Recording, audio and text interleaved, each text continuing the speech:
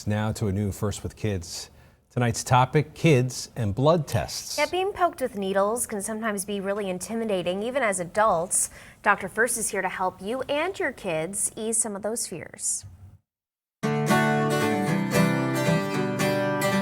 Parents have been asking me some pointed questions as to how to better help their child deal with getting a blood test or injection. So let me see if I can make this topic a lot less painful for parents and for children.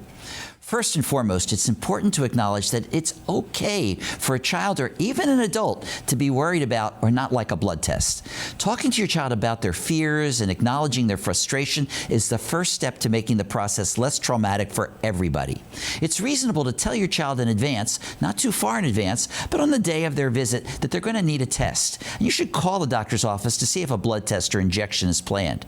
In a matter-of-fact way and staying positive and upbeat, you should note that the test or injection will ensure that they stay healthy and not miss fun activities coming up in the days and weeks ahead.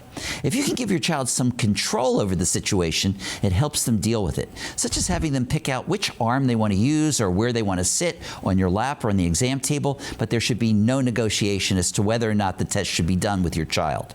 Often, rubbing a site with ice in a plastic bag or washcloth can numb the area and may make your child feel better. Some older children prefer to wear headphones or watch a video during the procedure. Having them hold on to their special teddy bear or other stuffed animal or doll can also help. Being friendly with the person doing the blood draw and calling them by their first name can also show your children that this person is a friend and not the enemy.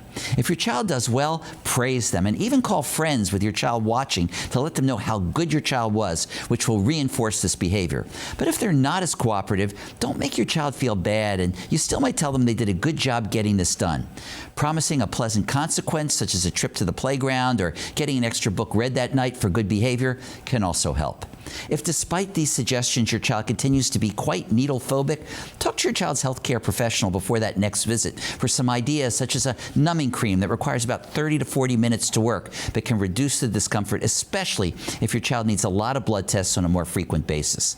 Hopefully, tips, and not just needle tips like these, will inject just the right amount of assistance when it comes to helping your child get through a blood test.